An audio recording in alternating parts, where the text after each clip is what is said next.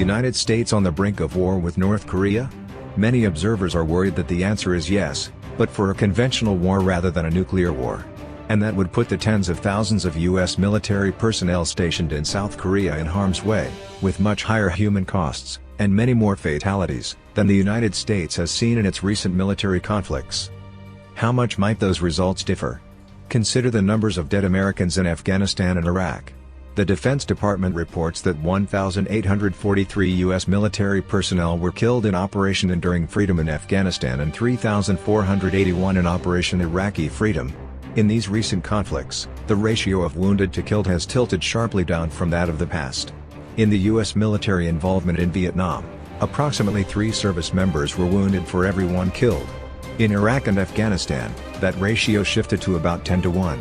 If the ratio had stayed the same, 3 times as many U.S. military personnel would have died in Afghanistan and Iraq.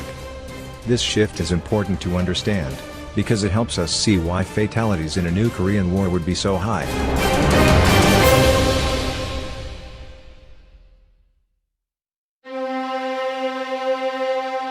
The improved wounded to killed ratio grows from 4 factors: improvements in preventive care, from immunizations to field sanitation, better battlefield medicine, the use of more effective personal protective equipment, and modern evacuation technologies. For U.S. forces, the first 2 factors would remain in place in a war on the Korean Peninsula. The third one, the PPE, might be a possible exception since it includes helmets, body armor and gas masks.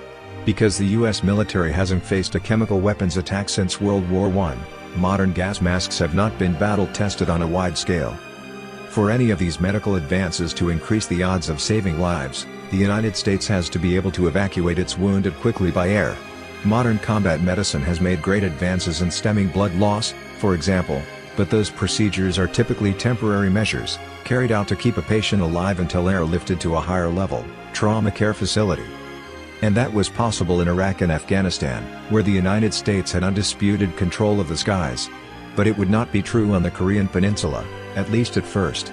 Although it is extremely probable that the United States and South Korea would quickly defeat North Korea's Air Force, Kim Jong-un's ground-based artillery and missile strikes could make it hard for the U.S. military to evacuate its wounded.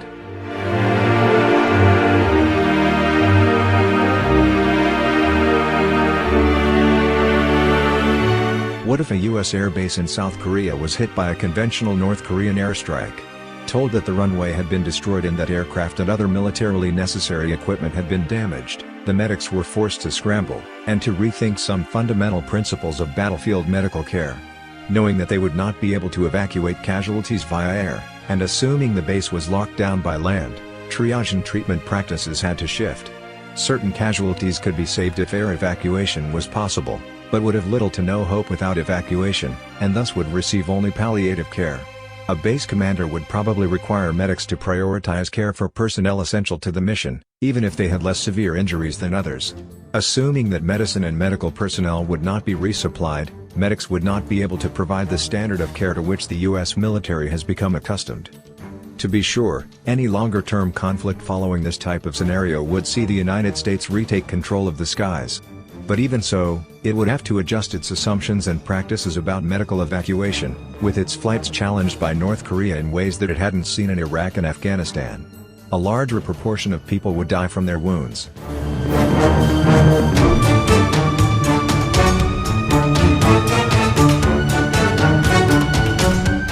Scholars and observers debate whether and how much U.S. voters care about U.S. military fatalities.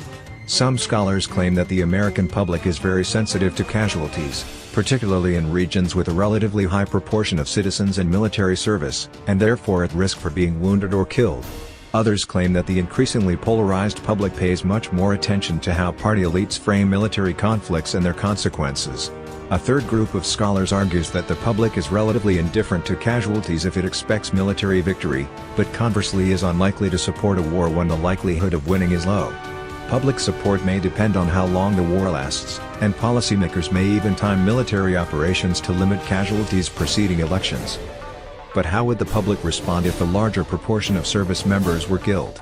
That's hard to predict.